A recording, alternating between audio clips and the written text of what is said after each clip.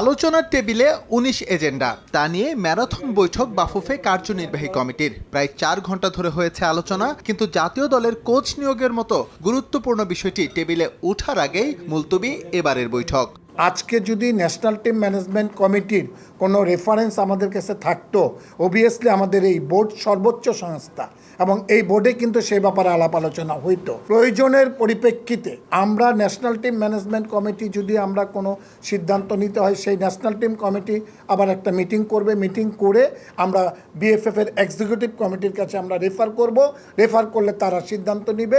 এজেন্ডার ৩ ও ৪ নম্বরে স্থান পেয়েছিল বাফুফের আয় ব্যয়ের হিসেব, যেখানে গত বছরের বাজেট পর্যালোচনার পাশাপাশি ছিল চলতি বছরের বাজেট নিয়ে সিদ্ধান্ত। মূলত এই টপিকে আলোচনা হয়েছে সিংহভাগ সময়, তবুও নেওয়া সম্ভব হয়নি চূড়ান্ত সিদ্ধান্ত।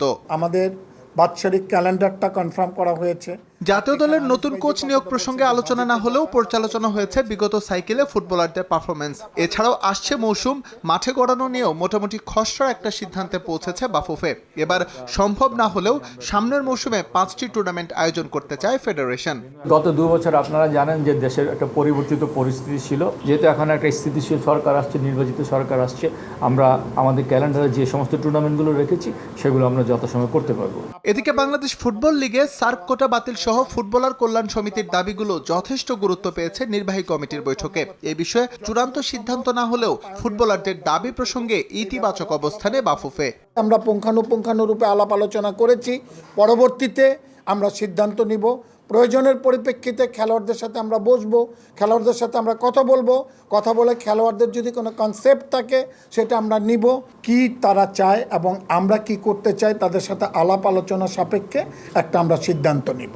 সম্প্রতি গ্রাসরুট পর্যায়ে বাফুফের কার্যক্রম প্রশংসনীয়। ফিফার কাছ থেকে তারই স্বীকৃতি পেয়েছে বাংলাদেশ। এতদিন ফুটবল ফেডারেশন ব্রোঞ্জ ক্যাটাগরিতে থাকলেও তা সিলভারে উন্নীত করেছে এএফসি। নির্বাহী কমিটির দায়িত্ব নেওয়ার পর থেকে এইদিকে আমাদের প্রেসিডেন্ট মিস্টার তাবিত আওয়াল সহ আমরা সকলেই এটাকে অত্যধিক গুরুত্ব দিয়ে আমরা বিবেচনা করছি। সার্বিকভাবে গ্রাসরুট ডেভেলপমেন্টের charter membership Bangladesh football federation পেয়েছিল 2021 সালে। আমরা গত 9 এপ্রিল আমরা এএফসি থেকে আমাদেরকে জানানো হয়েছে যে বাংলাদেশের মর্যাদাটা ব্রোঞ্জ থেকে এলিভেট করে সিলভার গ্রেডে আমাদেরকে উন্নীত করা হয়েছে। ভেন্যু চূড়ান্ত না হলেও বার্ষিক সাধারণ সভার দিনক্ষণ ঠিক করেছে নির্বাহী কমিটি। আগামী 22 মে অনুষ্ঠিত হবে বাফুফের এজিএম। একটা জরুরি সভার আয়োজন করা হয়েছে। এসএম ইকবাল, সময় সংবাদ, ঢাকা। আসলে